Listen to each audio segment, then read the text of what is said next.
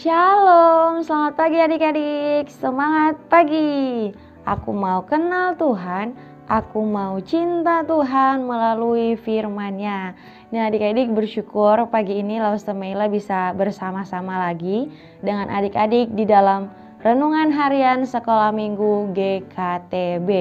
Nah adik-adik sebelum kita merenungkan firman Tuhan, mari kita berdoa dan bersyukur kepada Tuhan. Mari kita berdoa. Tuhan Yesus yang baik, kami bersyukur di pagi hari ini kami kembali lagi boleh bangun dengan kekuatan, dengan tubuh yang sehat yang berasal daripada Tuhan.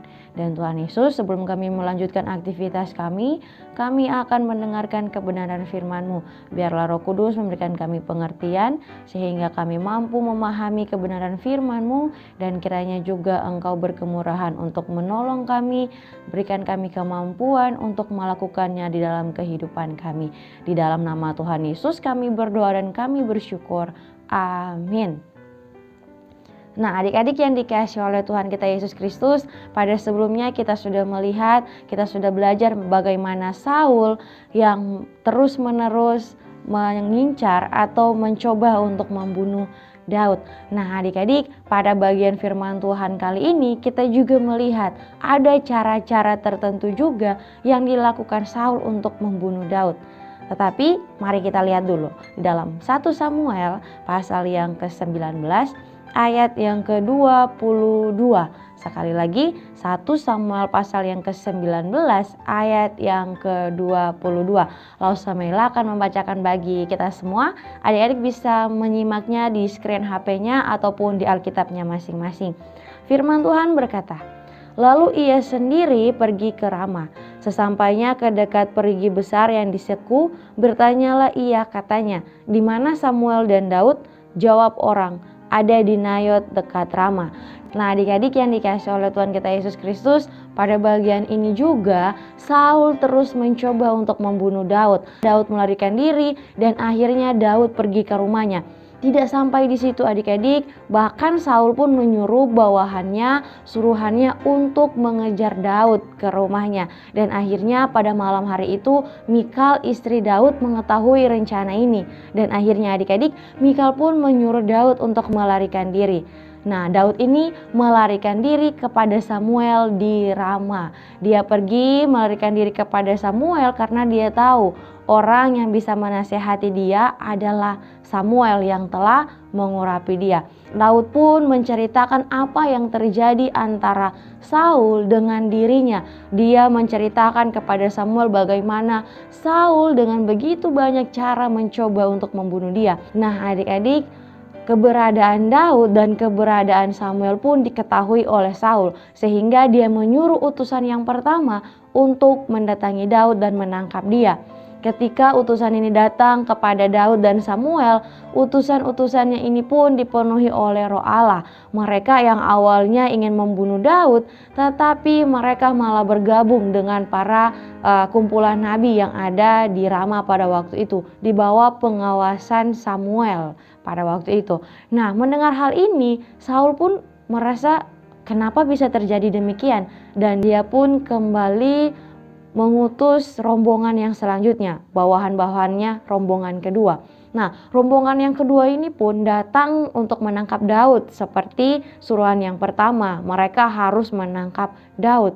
Nah adik-adik, yang terjadi adalah mereka pun mengalami hal yang sama. Mereka dipenuhi oleh Roh Allah, dan yang awalnya mereka ingin membunuh Daud, mereka malah ikut bergabung bersama-sama dengan nabi-nabi yang ada di situ. Nah Saul pun merasa penasaran kenapa bisa terjadi demikian. Dan adik-adik, karena Saul yang punya ambisi untuk membunuh Daud, dia pun ikut pergi untuk menangkap Daud. Sudah bukan lagi mengutus para bawahan, tetapi dia sendiri pergi untuk menangkap Daud. Nah adik-adik, kita bisa melihat ambisinya seorang Saul untuk membunuh Daud, sampai dia rela untuk menjalankan penangkapan ini dengan sendirinya.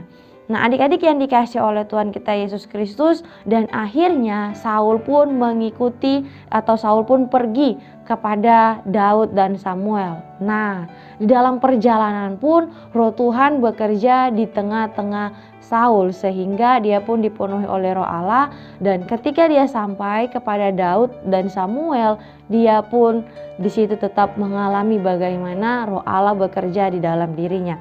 Adik-adik yang dikasih oleh Tuhan kita Yesus Kristus, melalui kebenaran firman Tuhan di pagi hari ini kita belajar bahwa seberapa besar pun keinginan Saul untuk membunuh Daud, karena Daud ini dipelihara oleh Tuhan, karena Daud ini dipimpin oleh Tuhan, sehingga rencana-rencana yang dilakukan oleh Saul pun gagal. Bahkan Tuhan pun bekerja di tengah-tengah kehidupan Saul. Nah, adik-adik, dalam kehidupan kita pun demikian. Ketika kita mau dipimpin oleh Tuhan, ketika kita hidup mengandalkan Tuhan, maka sebagaimanapun niat jahat orang kepada kita, Tuhan akan melindungi kita dengan caranya sendiri. Mungkin kita pun tidak sempat berpikir bagaimana Tuhan menolong kita, tetapi percayalah adik-adik, ketika kita mau hidup dipimpin oleh Tuhan, ketika kita mau mengandalkan Tuhan, maka Tuhan akan terus menolong kita, terus akan melindungi kita. Sehingga orang-orang lain yang akan mencelakakan kita, ketika orang lain berniat jahat kepada kita, itu tidak akan berhasil. Karena apa? Karena Tuhan yang menolong kita, Tuhan yang menjagai kita. Amin untuk kebenaran firman Tuhan. Mari kita berdoa. Terima kasih Tuhan untuk firman Tuhan di pagi hari ini. Tolong kami untuk menjadi anak-anak sekolah minggu yang mau terus dipimpin oleh Tuhan, yang mau terus taat kepada Tuhan, bahkan terus mengandalkan Tuhan. Sehingga apapun yang menjadi niat jahat orang terhadap kami pun bisa diluputkan, karena kami tahu bahwa kami dijagai dan dipelihara oleh Tuhan. Terima kasih Tuhan, kami akan melanjutkan aktivitas kami akan bersekolah, kiranya Engkau berikan kami kemampuan untuk bisa mengerti apa yang dimaksudkan oleh para guru yang ada, sehingga setiap mata pelajaran yang diajarkan kami boleh mengikutinya dengan baik, sehingga kami bisa menjadi anak-anak yang pintar, yang cerdas, bahkan yang berprestasi di sekolah. Memberkati juga Tuhan untuk orang tua kami dalam pekerjaan mereka, biarlah Tuhan kiranya akan menolong mereka, menjagai mereka. Di dalam nama Tuhan Yesus kami berdoa dan kami bersyukur. Amin. Nah, adik-adik, demikianlah perenungan firman Tuhan kita di pagi hari ini. Tetap jaga kesehatan, semangat bersekolah, dan tetap mengandalkan Tuhan di dalam hari lepas hari. Dan sampai berjumpa pada renungan pada besok hari. Kiranya Tuhan terus menyertai dan memberkati kita. Bye-bye.